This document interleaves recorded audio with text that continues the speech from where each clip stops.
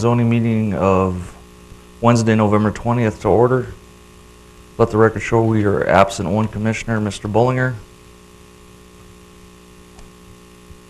Our first order of business would be the order of business. Mr. Hadley, is there any changes to the order of business? Thank you, Mr. Chairman. Good morning. A couple corrections. Item 5 and item 6 have the wrong owners listed in the staff review as a cut and paste mistake on my part. So item 5 is actually owned by the Park and Rec Board, the land, and item 6 is Fisher Sand and Gravel. And then at the end, at the work session, it's not listed. Stephen's going to be going over those items. I mean, obviously we'll work over them together, but Stephen will be doing that. So. Okay, that works. But the order is correct. The order, okay. With those corrections, anybody else have anything on the order of business? If not, I'd entertain a motion to approve it as changed. Second. We have a motion and a second to amend the amended order of business. All those in favor say aye. Aye. Opposed, same sign. Motion carries. Item 2 on our agenda this morning is the minutes of the October 16th meeting. Everybody had a chance to review. Is there any changes that need to be had or any discussion? Hearing none, I'd entertain a motion to approve the minutes of the October 16th meeting. Motion to accept minutes from October 16th meeting. Motion, do we have a second? Second. Any further discussion? Hearing none, all those in favor of approving the meeting minutes say aye. Aye. Opposed, same sign. Motion carries.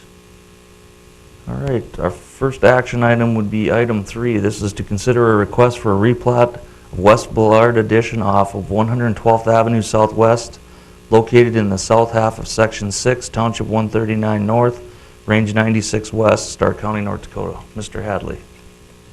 Yes, thank you, Mr. Chairman. This particular item is not a lot to add, but they have met all the requirements from the agencies, both county and city, on the review process. It's an 8-acre parcel in the agricultural zone, and staff would recommend approval. I believe the applicants or the representatives are here if they'd like to hear from them. Okay. If the applicant is here and would like to make any comments, you could step forward now. Okay, no comments. All right, commissioners, do you have any comments for Mr. Hadley or the applicant?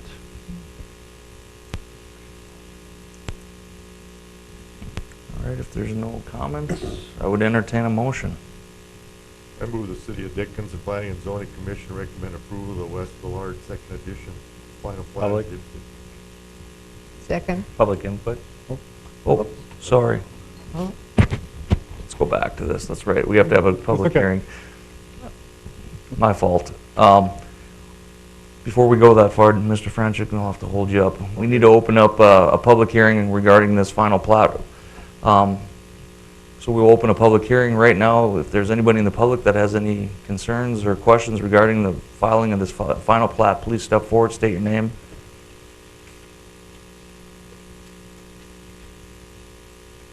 Anyone in the public that has any comments, please step forward now. All right, seeing none, we will close the public hearing, and Mr. Franchuk, you can start over. I move the City of Dickens Planning and Zoning Commission recommend approval of the West Boulevard Second Edition final plat as depicted in that attachment A plat and meeting all the requirements of the city municipal code and also being in the interest of public health, safety, and welfare. And I'll second it again. We have a motion and a second. Any further discussion, commissioners? Hearing none, all those in favor say aye. Aye. Opposed, same sign. Final plat is approved. Okay. Item 2 is a final plat, is to consider a request for a final plat for the Sickler subdivision located in the northeast quarter of the northwest quarter, Section 24, Township 140 North, Range 96 West, Stark County, North Dakota. Mr. Hadley. Thank you, Mr. Chairman. This is another rural ETZ plat. It's a 40-acre parcel.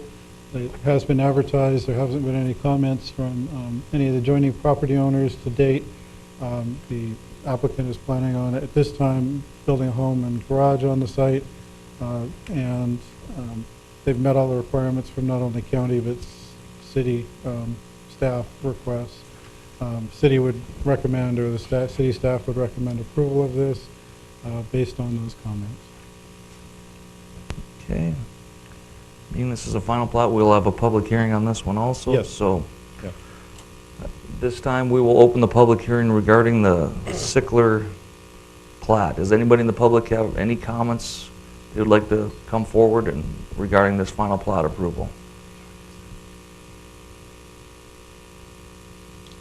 Anyone in the public would like to come forward regarding this item? Seeing none, we will close the public hearing. Commissioners, I would entertain a motion or any questions or concerns for the applicant.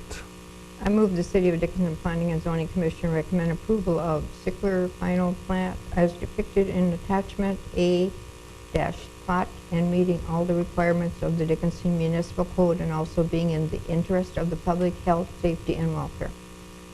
We have a motion. Do we have a second? Second. A second. Any further discussion? Hearing none. All those in favor, say aye. Opposed, same sign. Final plat is approved. Okay. We will move to item 3. This is to consider a request for a final plat of Williams Johnson subdivision located along 10th Avenue East within the ETZ in the southeast quarter of Section 22, Township 139 North, Range 96 West, Stark County, North Dakota. Mr. Hadley, would you like to introduce this? Yes, thank you, Mr. Chairman. This is in the southeast corner of our ETZ. It's 4 lots, 3 5-acre plus parcels and 1 8.5-acre parcel. Very similar, it's gone through the review by the county staff and then the city staff that are involved in this type of development, rural subdivision, and they've met all the requirements and city staff would recommend approval. There has not been any comments from adjacent neighbors as well. Okay. Would the applicant have any comments they'd like to come forward with before we open the public hearing? Seeing nothing from the applicant, we will open a public hearing regarding this plat approval. Anybody in the public have any comments or concerns regarding this plat, please come forward. State your concerns.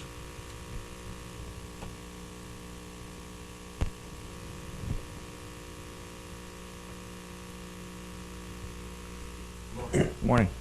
My name is Jay Warner. I've been adjacent to the proposed subdivision. We only got a letter stating that this was going to get turned into a subdivision.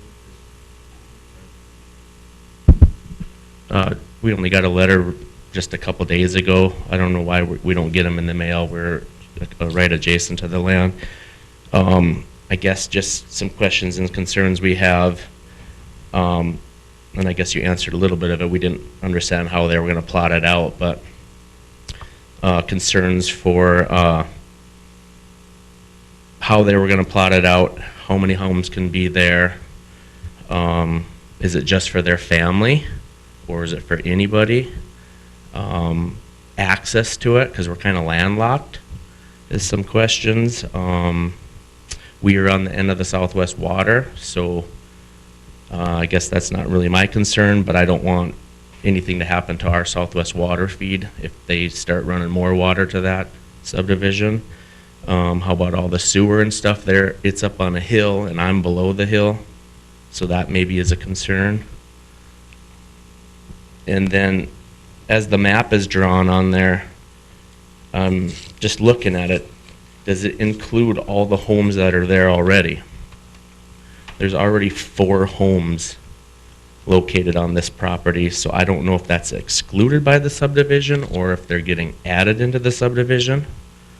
So we're also kind of curious on that part and how there can be 4 single homes on a chunk of land right now that's not a subdivision. So them are some of my concerns. All right, thank you, Mr. Warner. Mr. Hadley?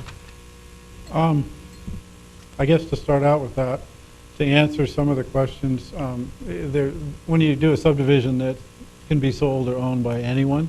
So you could purchase one of those, anyone else could. So we can't regulate who owns those. As far as the site, are you talking to the area that's to the west of these lots that are proposed with all the buildings on it? Well, we would be directly to the north of it. Right, but the buildings you were talking about? Oh, yeah, to the west and To the west? Yeah. That's on an existing parcel itself. So are the 4 homes on that existing parcel? All the structures that you see, and I don't have the aerial on this, Mm-hmm. but all the structures that you see that are out there, the majority of them, there's quite a few, Mhm. are on just west of this. So I think that's what you're looking at. Okay. I believe. yeah. And then, what was your other one? The concerns on, they do have to get state approval for septic. Okay. On 5 acres, minimum is a little over an acre size lot you can get a septic approval on. So on 5 to 8.5, they typically are very safe on getting septic approval. Okay. And it is up to the applicant whether or not they get Southwest Water or drill a well. Okay. They do have a choice. They're not in the city, so if they were in the city, they'd have to have city municipal water Sure. for that site. Is there a defined access point on how this subdivision, the people are going to get into the subdivision? They've worked with the county on the access to the east, just to the east of it, and they've worked with the county road supervisor, so they do have approval Okay. to do that, and it's a conditional approval, so they have to meet any conditions that Mr. Heiser puts on there for road improvement or road access. So they do have road access to all of these lots. To all these lots. Okay. Okay. I guess that's all the questions I have. Okay. Thank you. Thank you. Mr. Warner. Thank you. If the applicant is here, they'd like to step forward and give any comments, they could do that at this time before we... Morning. Yeah, I don't know where there's 4 houses. There's, Scott's house is subdivided off already. That was a long time ago. The one is just a seasonal thing, and the main house. And that's all houses that are there. There's not 4 houses on the property that I know of. Unless something else happened. But no, then sewer and the water will be well. I guess, any other questions, or I don't have anything else. Commissioners, do you have any other questions? You're talking about Scott Miller, just to the west of your brother. Mm-hmm.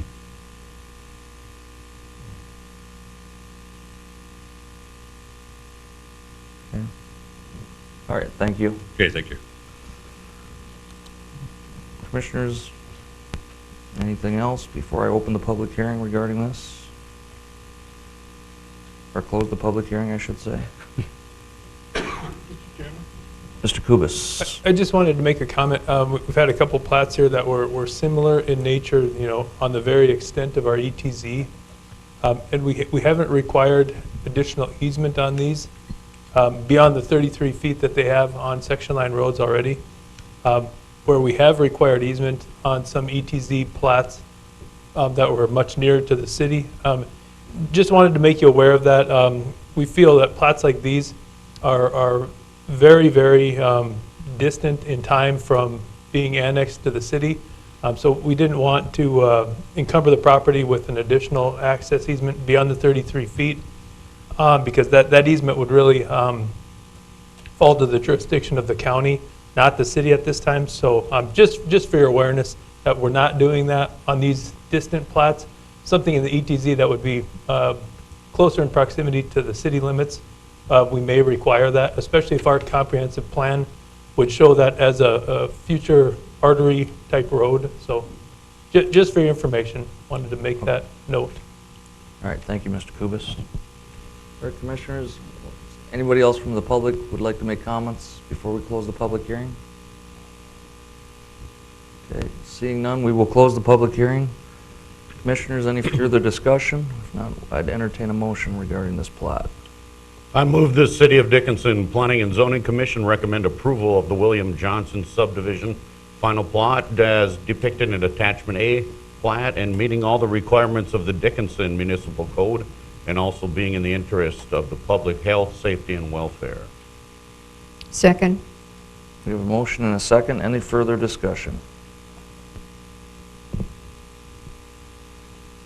Hearing none, all those in favor signify by saying aye. Aye. Opposed, same sign.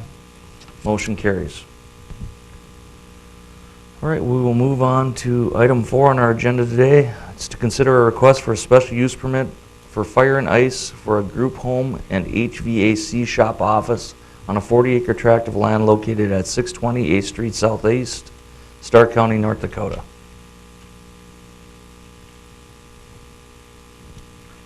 Mr. Hadley? Yes. Thank you, Mr. Chairman. This item, obviously dual request. The first one I'll touch on lightly is an Able Group Care Facility. There's an existing home on site that they're going to utilize for and probably not to date right now, but in the future for a care facility.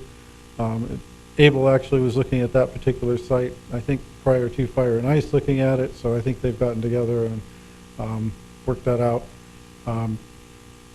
There are really no issues with that. The applicant, I mean, I'll go through there's 8 conditions of approval. They all basically just reiterate what the applicant has already proposed as far as screening, access, landscaping, screening from the mobile home court directly to the west. They've worked out access with the county onto the road. So there's really no issues with that. The Able part, the Fire and Ice, a trade facility, they want to locate their operation, mainly some storage, and most of their vehicles actually leave and go home with their employees. So when they're on call, so there'll be very few vehicles there. The vehicles that are there are going to be screened and stored on the east side of some of the larger buildings. You probably see on the site plans there of where they show that they're going to have parking, and they're going to live on site. So it is an old farmstead, pretty large site, a lot of stuff going on out there. I think it's a pretty good location for these 2 activities, as it doesn't really appear like it'll impact anyone. There hasn't been any comments from the public since the staff started reviewing it and since this review went out. So with that, I would approve or recommend approval with the 8 conditions of approval to the City Planning Commission.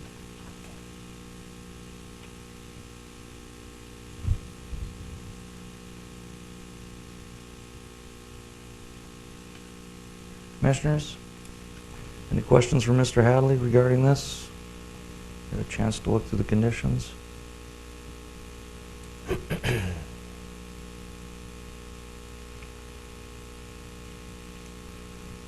If not, we will, I believe this has to have a public hearing also, special use permit? Yes, sir. Yes.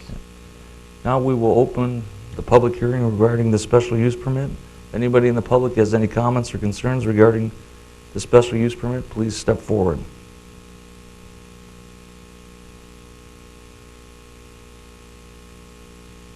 Anyone in the public would like to make a comment, please step forward. If not, we will close the public hearing.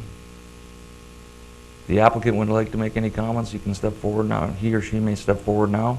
If not, commissioners.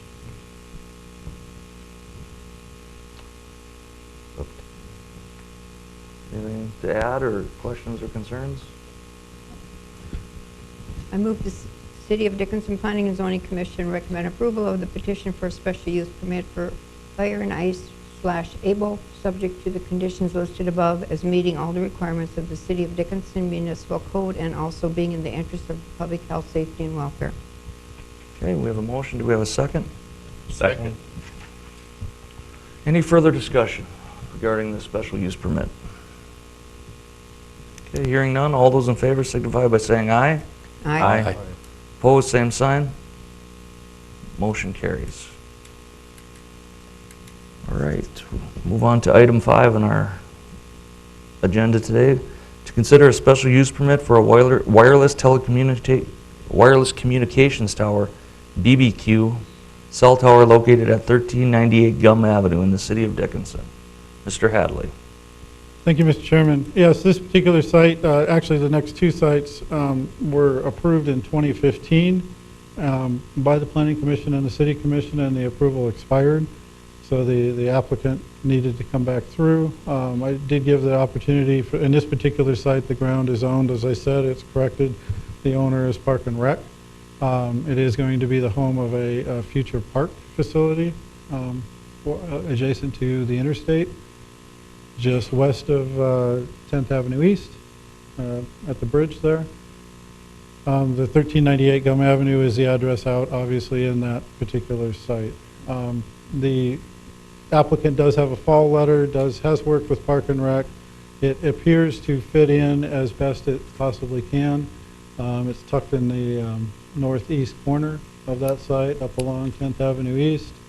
It doesn't appear like it'll cause any problems for the use of the park. But also, it'll improve our cell coverage. I believe the applicant is here. There are standard conditions of approval. They've done a pretty good job as far as meeting those with their submission already. So it's just reiterating their proposal meets the intent of our code. So staff would recommend approval of it.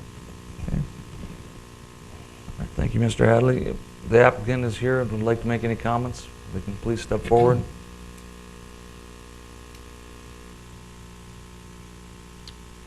Good morning. I'm Rob Vieira with Verizon Wireless. I'd just like to say we were approved, as Walter said 4 years ago, and didn't build then, and we should have, but we've now allocated the money to build. We have formally secured the funding and hope to build, or will build for sure, this coming summer in 2020, and improve coverage in the area. So I'm happy to answer questions too. Yep. Mr. Vieira, this style tower, this is one of the stealth-looking ones that doesn't have all the antennas hanging off? Correct. They're all internal to the pole, correct? Commissioners, any other questions?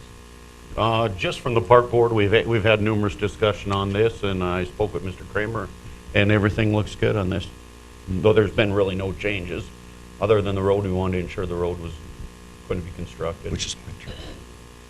That is a condition of approval. Yes. Yep.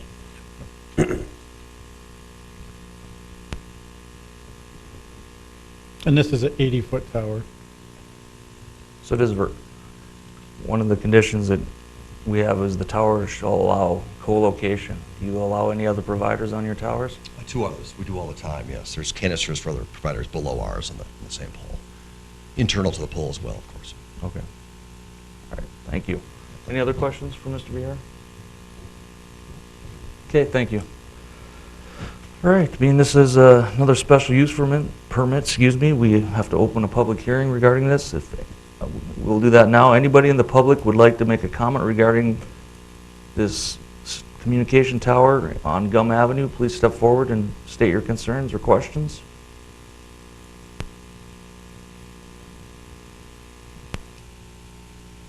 Hi, Morning. morning. My name is Laura Perry. I live on 13th Street that runs directly in front of that park, right beside Gum Avenue.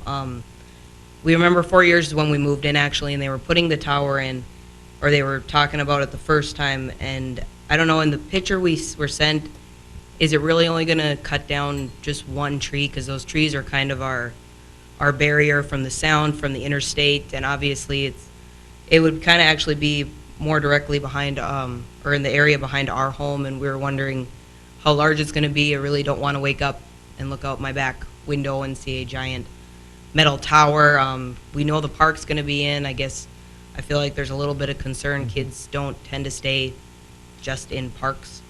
They tend to wander, and it's a pretty, it's not a huge area. It's a smaller area. It looks a lot bigger on the picture here than it really feels like in real life. So I'm just scared that it's going to combine or make the area a lot smaller and maybe cut down more of our trees and stuff that we really like to have back there to help with that interstate barrier. So are you east of 10th Avenue? What? Are you on the east side of 10th Avenue? Yeah, my house faces the interstate. My backyard's the park. Your backyard would be the new park? Yeah, well, we call the treed area the park, so. Okay. Just if I could answer that. Yeah, Mr. Chairman. Hadley, go ahead. I think where you're looking, the areas where you have all of those trees, I don't think there's any disturbance there except for, I don't know if there's any disturbance on the road coming in that might disturb one of those trees, but the tower is actually on the northeast corner up toward the bridge. It's That's more it. toward that location? Okay, because the little red square that was in there was where we assumed it was gonna be in the picture we were sent, so that seemed a little bit more, but if it's off by the bridge, I guess the concern's not as bad. Yeah. Yeah, the park is actually planned to be more. If you want to walk, if you want to walk up, I can show you, if you want to walk up, I can show you exactly where they're talking, so. It's going to be right here. Oh, okay, yeah, because our square here shows that. Oh, so it's okay. a little- Yeah, it's actually up in here, not even in the trees, Oh, okay. so. Then I don't have as many. Okay. Yeah, it's across the parking lot from where the park will actually be too, so. Correct, yeah. So, Thank you. thank you very much. Anybody else in the public have any concerns regarding this communication tower, please step forward.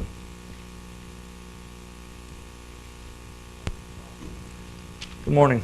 Morning, my name's Clayton Heidick. I live on Dell Avenue in that museum. And I would like to see where you showed, what's her name? Laura? You can come on up. So it'll be right in this corner here. Yeah, yeah, see, that's not, there's an error there, so it'd be back, actually right there. I was so hoping they'd put an exit in there. I don't think that'll ever, I don't know if that'll ever happen, so. that the other day. All the pressure on Highway 22? I know, Yeah. Mr. Kubis maybe can Is there a answer chance of that. getting that tower further north and east, on the other side of the interstate? That would be a question for Mr. Vieira, I guess, but I think I they've agree already. with Laura, like, you know, our front window looks to the east and northeast. And I think that'd be a big Yeah, eyesore. I know I'm not gonna stop this thing, but the concerns of the windmill towers earlier, and they shut those down, that would've been a great big asset to Taylor Richardson.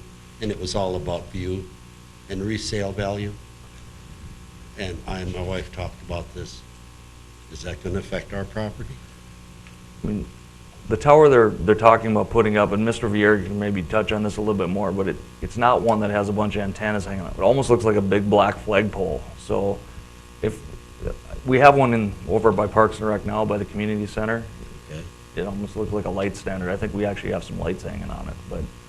Just by the hockey rink? Yeah, by the hockey rink. And they're not lit, so they don't blink as well, unless the FAA requires them to. They're Yeah, not. this is an 80-foot pole. Would this require a light at the top? It will not, no. It will not, okay. So there would be no blinking lights. It would be just a dark-colored tower with no antennas hanging off of it. Everything's internal, so. Okay, anyone else in the public have any questions or concerns? Please step forward. Okay, seeing nobody else, we will close the public hearing. Any commissioners have any questions or concerns for any of the applicants or the people that stepped forward?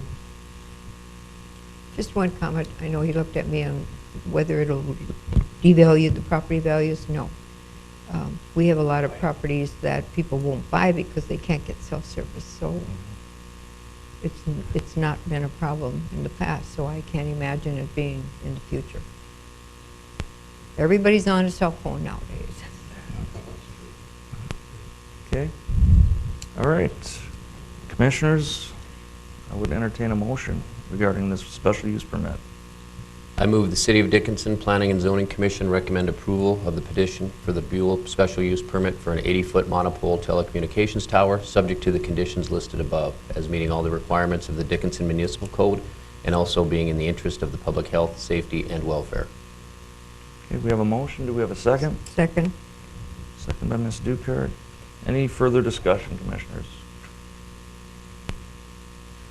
All right, hearing none. All those in favor signify by saying aye.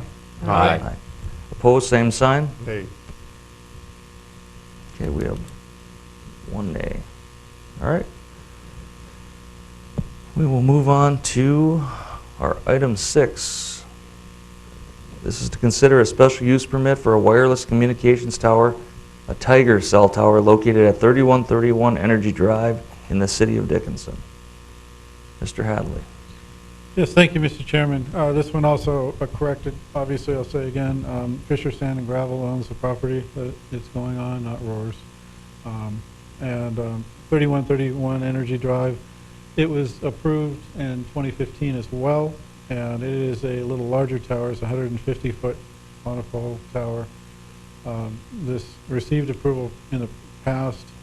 It does have a fail letter. It does meet all the other requirements, and it has a number of conditions similar to the last request to meet the intent of our ordinance. Haven't received any comments on this one, either from the date that we started a review or from the date that the review went out. Staff would recommend approval based on that with the conditions of approval. Just so everybody has an idea, the location's up by Fisher. It's- General Steel and Fisher. correct? Yeah, it's And- on Fisher's, right off of Energy Drive, Okay. directly off, just north of Energy Drive. And the Tiger Tower is different, correct? Yes, this one has the antennas external to the pole. It's an industrial area, so it's a taller pole as well, too, so it is different, yes. Okay. All right. All right, thank you. It does need to meet the same earth tone color requirements, and I'm not sure if this one's lit or not. Does this one require lighting? I don't believe it does either, but It's not, okay. All right. We will open the public hearing regarding the special use permit for this telecommunication tower on Energy Drive. Anybody in the public would like to step forward with comments or concerns regarding this tower, please do so now. Anyone in the public like to make comments? Seeing no one, we will close the public hearing. Commissioners, any questions or concerns for the applicant? For Mr. Hadley? If not, I would entertain a motion. I move the City of Dickinson Planning and Zoning Commission recommend approval of the petition for the BUL special use permit for a 150-foot monopole telecommunications tower, subject to the conditions listed above, as meeting all the requirements of the Dickinson Municipal Code and also being in the interest of the public health, safety, and welfare. We have a motion. Do we have a second? So moved. We have a second. Any further discussion? Hearing none, all those in favor signify by saying aye. Aye. Opposed, same sign. All right, motion carries. That does it for our action agenda items for today. Next items would be our work session items. Any commissioners have any further comments before we move on to our work session? Okay. Our first item on the work session is Article 39.09 off-street parking proposed revisions, and I believe Mr. Josephson's going to handle that, so. Yes, good morning, Commissioner Steve Josephson. This was something that was on the agenda for a workshop item last month, and I was out sick. I understand there was some discussion that took place, but we're just bringing this back. Commissioners, this is part of staff's ongoing project to update the zoning ordinance and make some changes to it. The zoning ordinance, I believe, was originally adopted in the 1990s, and Mr. Hadley and I are going through it. We're looking at contemporary zoning ordinances and identifying issues to see if perhaps there's some areas in our zoning ordinance that need to be amended.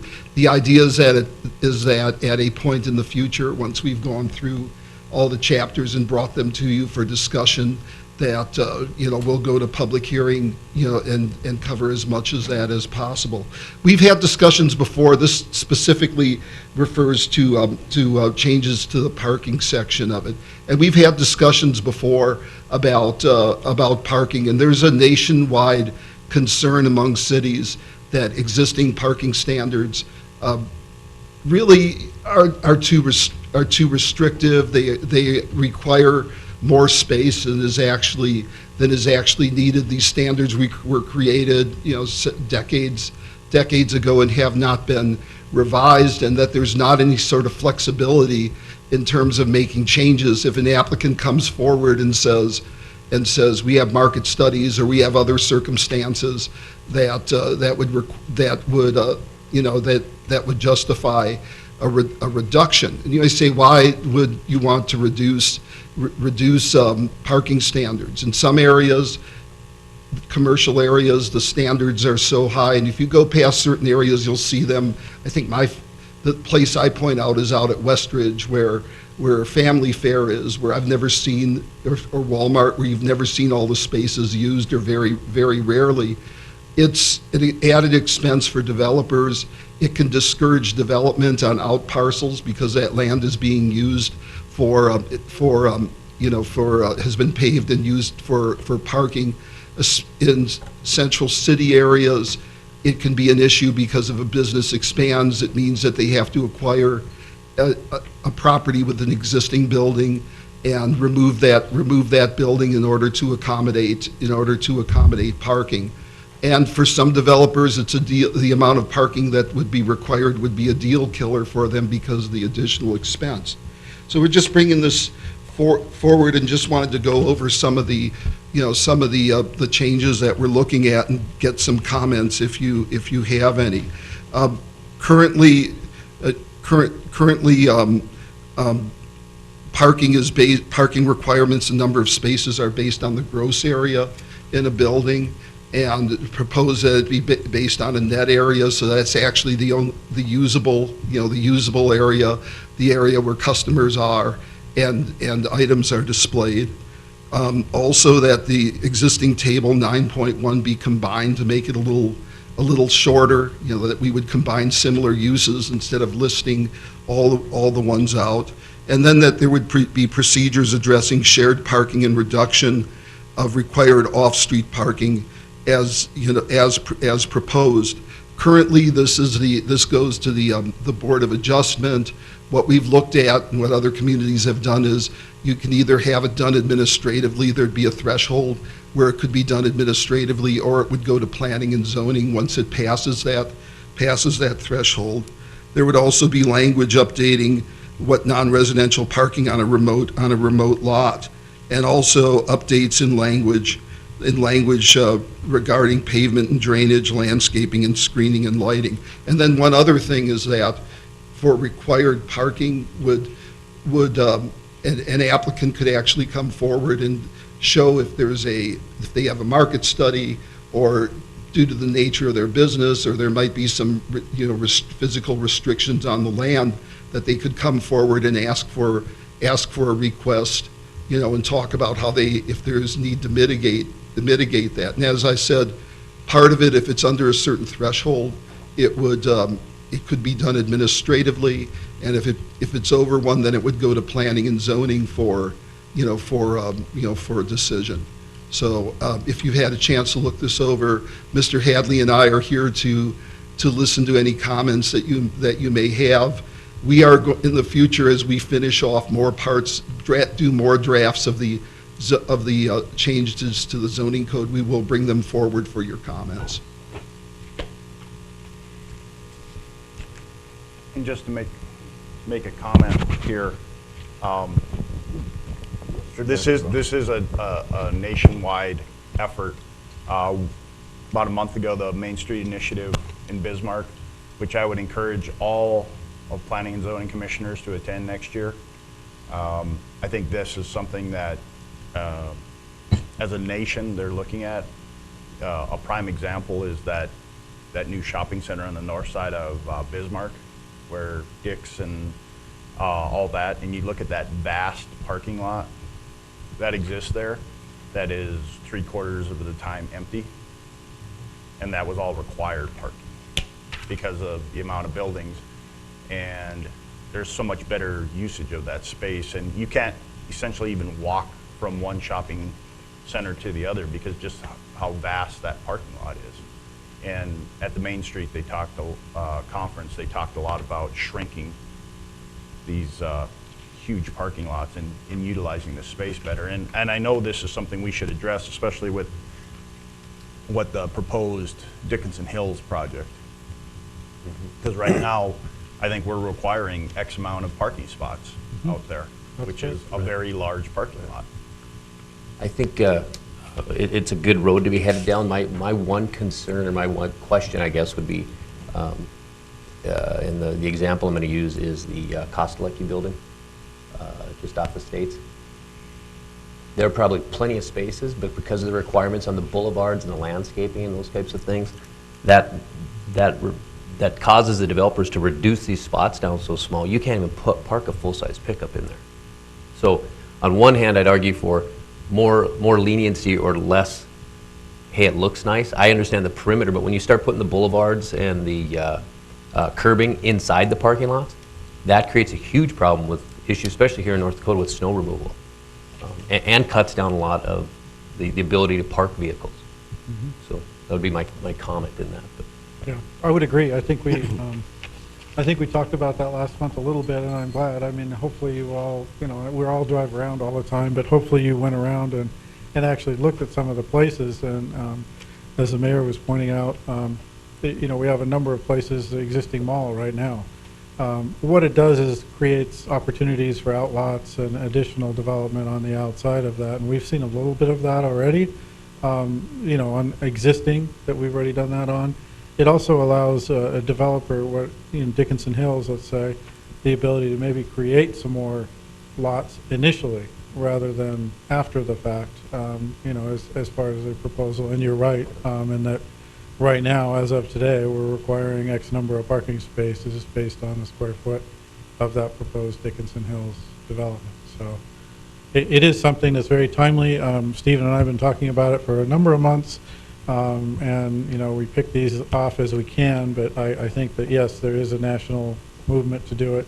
And I think that we need to form it so it works for Dickinson now, too, because, what they're doing in Seattle or wherever not necessarily will meet. And I share the concern. Moving to North Dakota a number of years ago, one of the first things I noticed was the difference in numbers of pickups and the small aisles and what appear to be small parking spaces, but they're really not. It's aisles and maneuverability that is a problem, and Mr. Kuvas, I'm sure, can address that. But I think we've also talked about maybe requiring larger aisles, a little easier mode of maneuvering for some of our larger vehicles. So, I'll let Mr. Kuvas jump in, because I know he has a feeling on that. Mr. Chairman, if I could, a couple comments.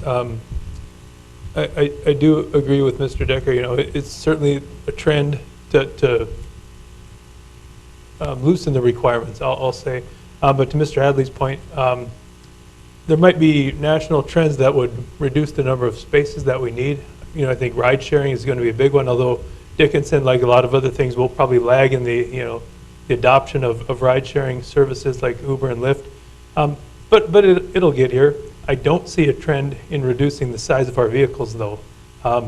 Pickups are going to be a thing that are going to be around for a long time in Dickinson, North Dakota. So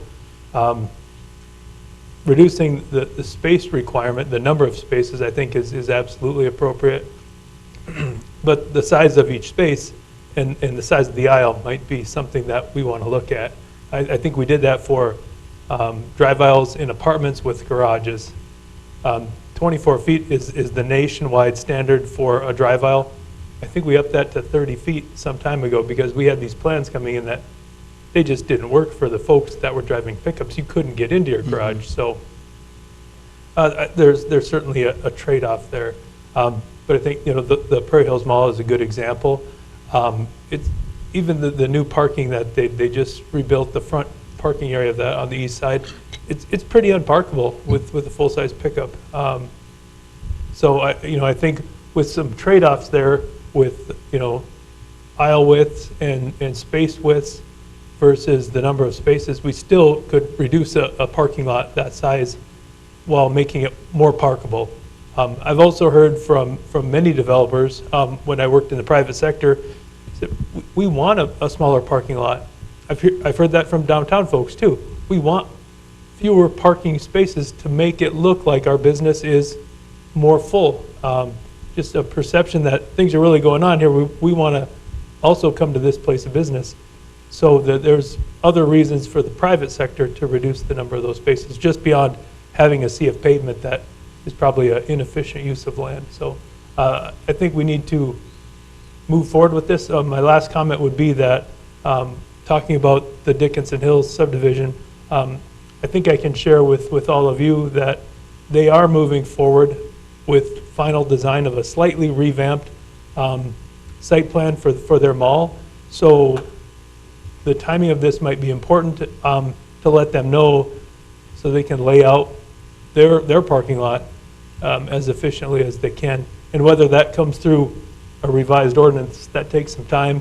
Maybe it's just reassuring them that if they wanted to come in for a variance, this board would, this isn't the board that the variance request would come to, but to let them know that the city would be supportive of, loosening those requirements. So.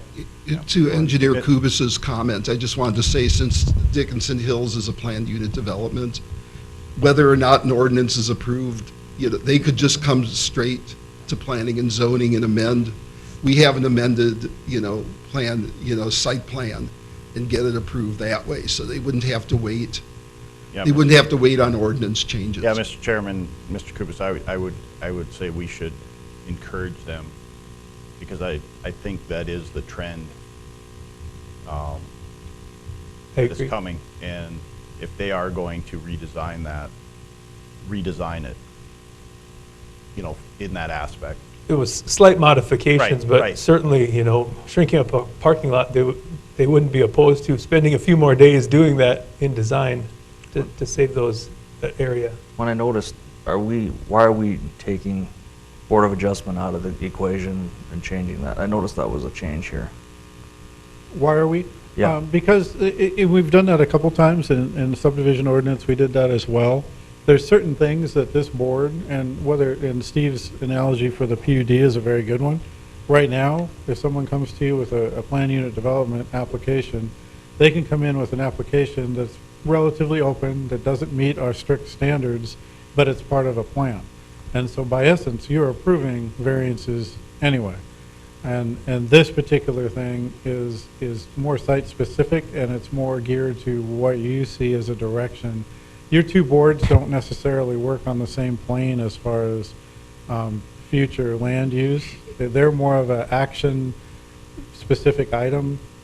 I understand what you're saying, if it's a new development or a PUD, that it should come to this board. But let's say we have a business that's adding on and they need to reduce their parking requirement by 4 spots. It takes 3 months to get into this board.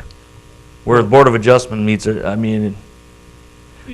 that's my only concern. I don't want somebody that's adding on that all of a sudden their parking requirement changes 25 spots and they can only do 24 spots or 2 spots, and then we got to go through a whole planning and zoning session to get them to reduce it 4 spots. I think Stephen addressed that in what he was talking about. He basically said that we could have a threshold that would be administrative, and then we would have the next step that would have to be required to go through the board approval. So we could, like you say, your analogy, if they need 28 and they can only put 24 in, I think what Stephen was working on was basically that would be an administrative approval, that they could just do it. Within And just set a threshold of, like, if there's only a variance of 5 5. spaces or something. Yeah, or a percentage, yeah. Then, if you guys want that. If you don't want that, then we can take everything through the board. But that was, I believe, where Stephen was going with his proposal, that there would be some built-in flexibility for us to actually help facilitate that. And so it's up to you. I mean, if you think that's a good idea, if you don't, then that's... Well, that's something we can discuss further, I guess. That doesn't have to be decided at this minute, so. But that was just my concern. I don't want to burden somebody that needs to reduce, has a hardship that we need to reduce it 3 or 4 spots, have to go through this whole process. Right. Because it takes time to get all the submittals and, Right. get it through here, so. Mr. Chairman, Yes. this is probably a question for Mr. Kubis. Have we ever discussed about having, bigger spots for pickups and then smaller? Like if you go to a larger city, they'll say compact cars versus why do the spots all have to be the same for parking? Commissioner Dukart, I don't know that that has ever been discussed. It's been more on the sides that we just have above average percentage of larger vehicles, not looking at accommodating smaller vehicles, but we certainly could. I don't know how well those spaces would be used. I know, even in North Dakota, there are a few places of business where you go to and they have reserved, what I'd call premium parking spaces for electric vehicles, and they're fairly unused, and it's kind of like, good idea, but maybe we're just not quite there yet as a state. So, I mean, we certainly can, find spaces for compact cars as well.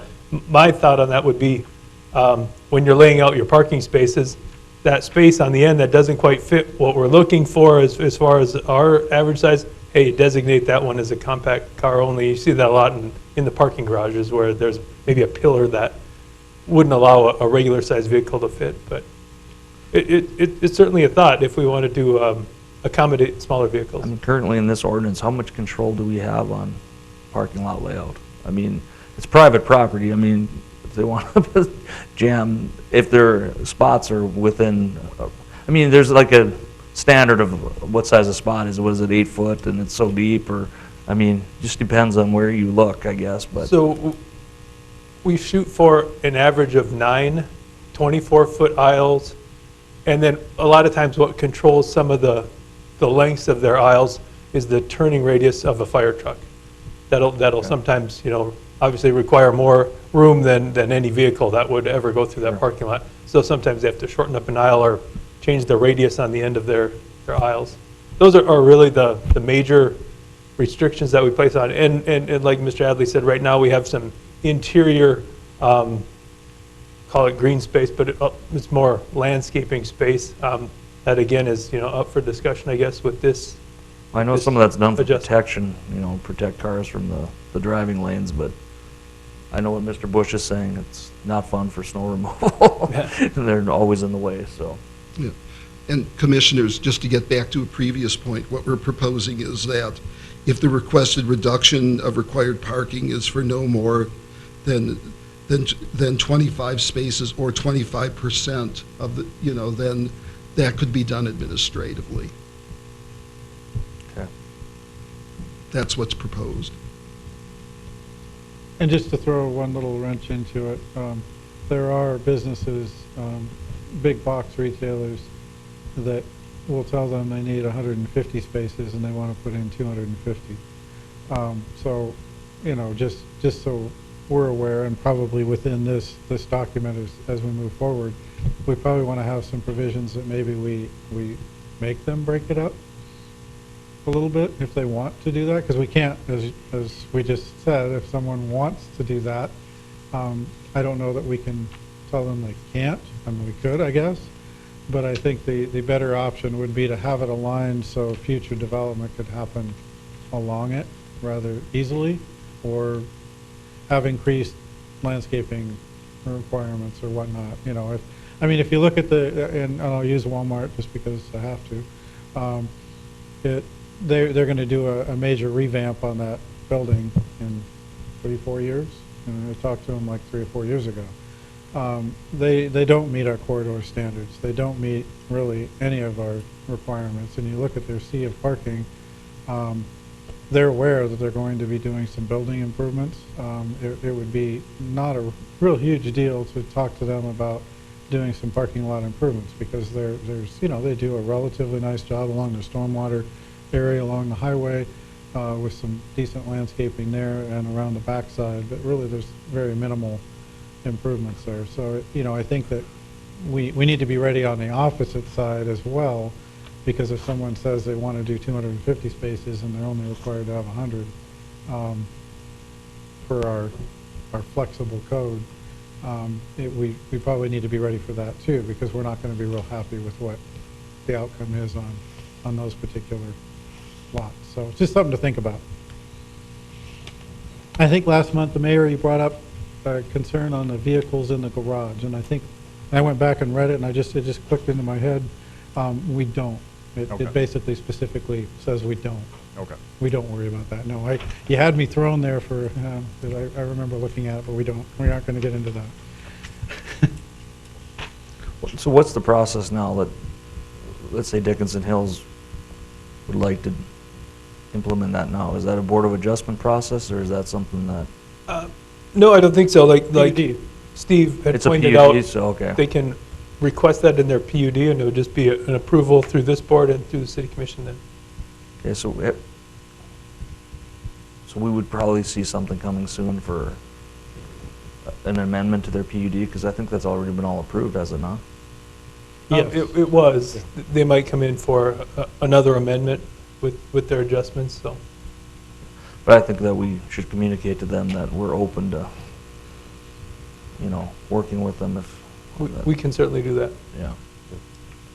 More efficient use of that space out there. And for them, that, they're looking at already placing outbuildings in front of what I'll call the bigger mall. So it might just be a matter of being able to, for them, I don't think they're going to drastically move the building and change the size of their lots, but it might allow them to place another outbuilding in front of the main mall. I'm not sure how they would use that extra space that they'd be granted, but that might be a use of the space. Okay. All right, anybody else have any questions? Not, your plan is to bring this in ordinance form soon then? If you would like us to, yes. The idea would be we'd bring it to their next meeting. I was going to bring that up at the end, but we don't have any action items for December, so you have no meeting in December. So this would be a January advertised change. Unless you want to do it in December, we could. Well, I think I'm good with January. That gives us a little time to review this a little more and send any questions to you or Mr. Kubis if we have them, so. Sure. Is there any other things you'd like us to address?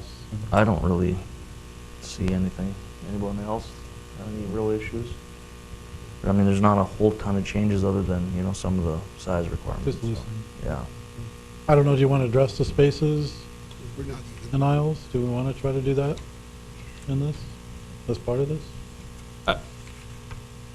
We can, I guess, up to the board if they'd like to. I just know, driving a full-size pickup, I know many of you do, they don't fit all that well in a lot of spaces. And I guess we can do some math on that and see, if you require a 10-foot space instead of a 9-foot space, roughly a 10% increase, are we reducing the number of spaces by more than 10%? Then if we require that much bigger of a space in width, and we're not reducing the size of the parking lot at all, I don't know that we're getting the intended effect of this ordinance change if we're not shrinking the parking lot size.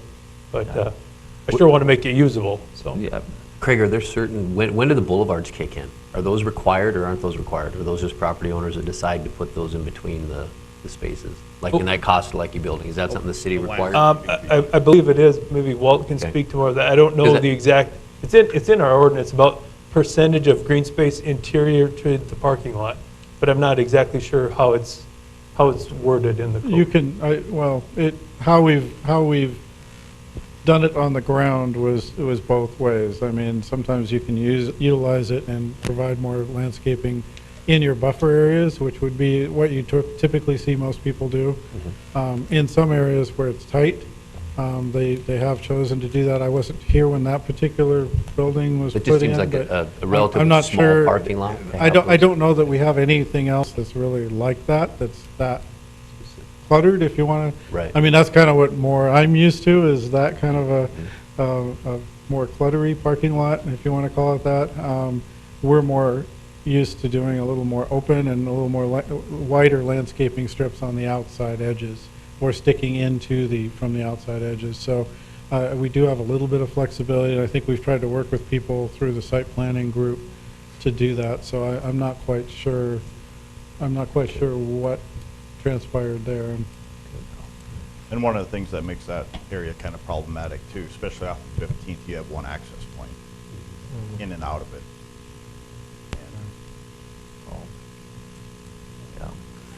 Yeah, with my long box pickup up at Cashwise, it's not so much the width of the spaces, it's the driving lane. When you try to back out, you don't have enough room to turn half the time, especially with that. It's like sailing a ship out of there, so. It would have been nice. We're not really very well equipped at this point, I don't believe, and Craig can kick me if he wants. But I think that, when that was redone, we should have had a mechanism to relook at how it was actually redone and the process to enforce making those work a little better. Because you're right, now it's great concrete. In my lifetime, I've never seen them all underparked or full, even when they had the carnival there, and that took up a fourth of the whole entire mall parking lot. So we do have that mechanism now.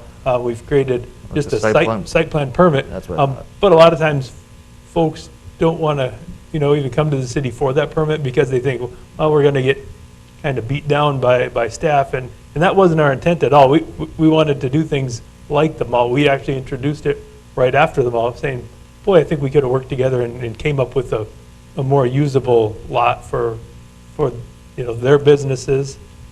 Yeah, because you could reduce 20% of those spots, and it would still be, And again, have them usable. they'd be a spaces. lot bigger, and, yeah.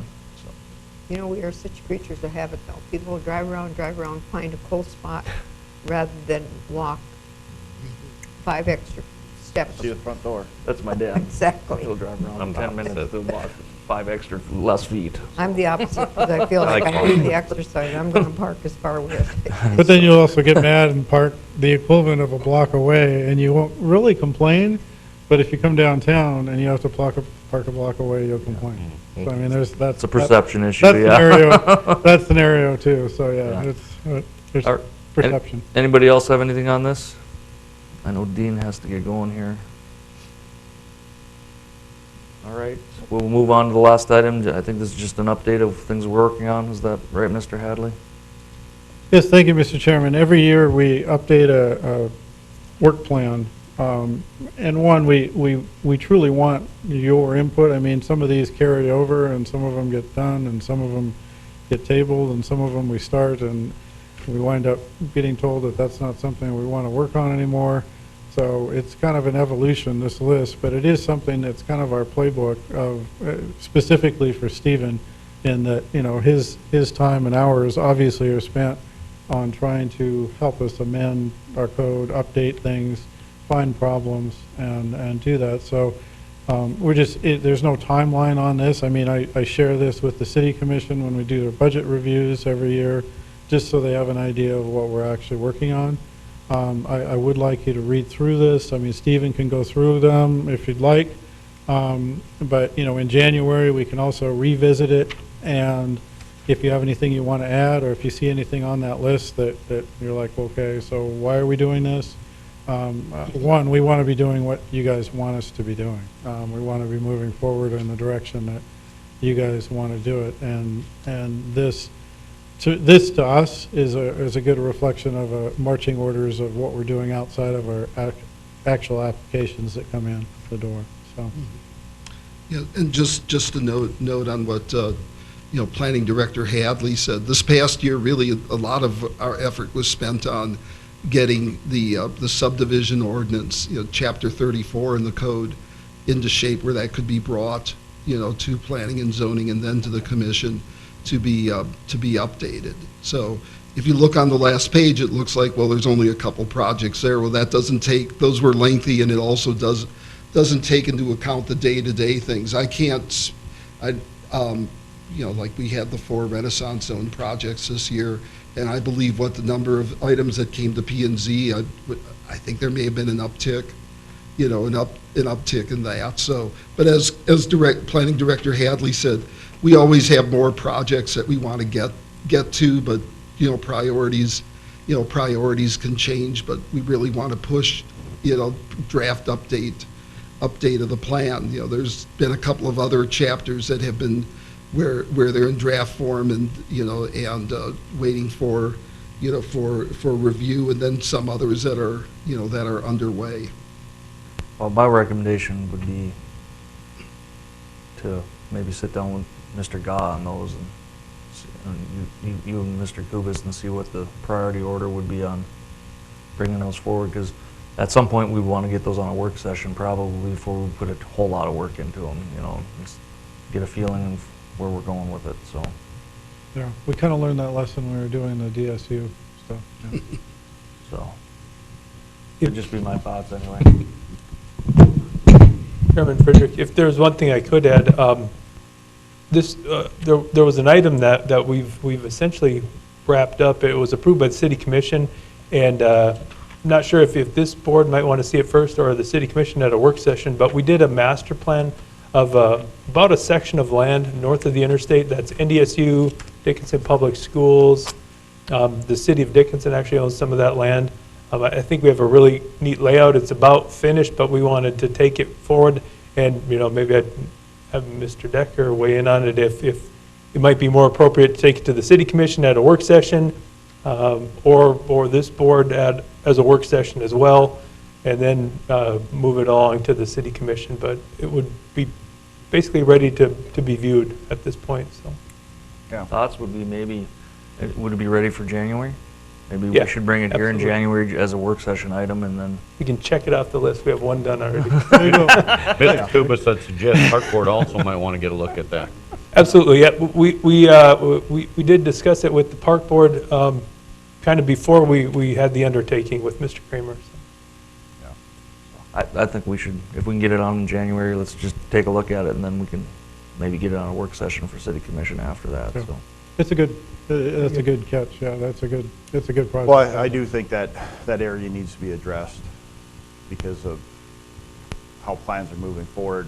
And it wouldn't be probably a bad idea if on our work session as a commission, as a city commission, that the school board also have some representation there. And they've been involved with the Right. process, not necessarily with the finished product or the final product, but At least have a rep there. And I understand that Commissioner Trustum kind of serves in a dual role, being that she is the communications director or in her position with the school board. But if there's some other representation from admin there to discuss it. But I think that would be great for January. Yeah, Great, we'll put that on there. All right. Okay, that wraps it up. Unless anybody else has any questions, we'll go on to item 6. I just have one thing. Mr. Hadley, just to the concerns of the one person this morning about sending out the notifications. They're saying they only got it a couple days ago. I don't know if that's necessarily true, but I know I've expressed in the past, and some other people have expressed in the past, I don't know if we need to start sending this stuff out certified to people.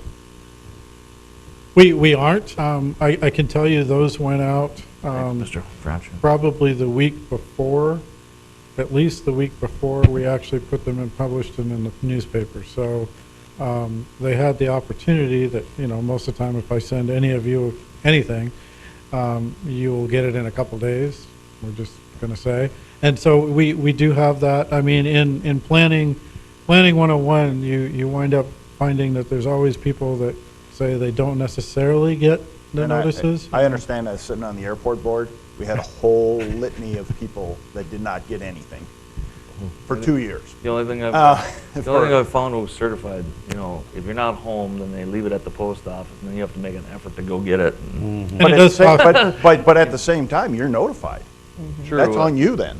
And that's You're true. but- notified that something was sent to you, and if you don't take your time to go pick it up, you can't stand in front of any of these boards and say, hey, I wasn't notified. It's certainly something we could do. It does add a significant cost to our applications, and our applications are pretty modest at this point.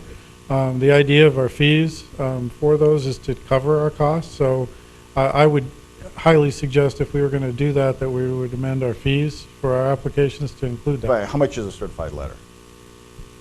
Well, you multiply it by 50 or 30, or depending on, it's hard to know how many people. On some of these applications, there was 5. On some of them, there's probably 100.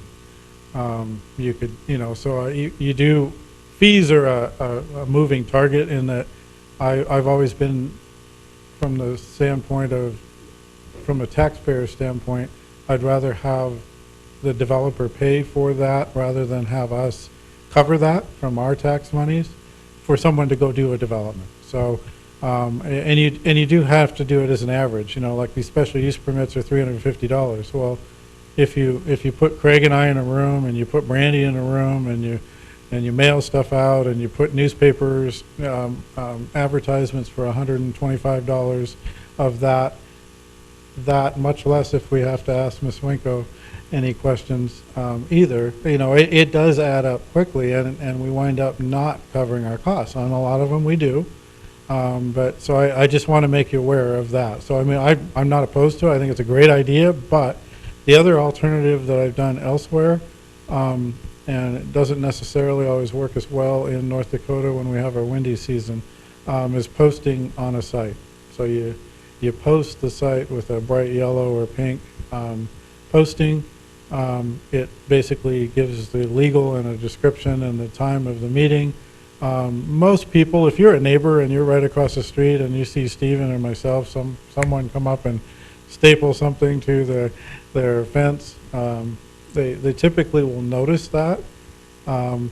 That's something that we don't do, that we probably could do, that would be obviously a lot more cost effective to do, so that's an option too. So I don't, whatever you guys want to do, right? Well, whatever planning and zoning decides is fine. I just think we need to look at how we're notifying people.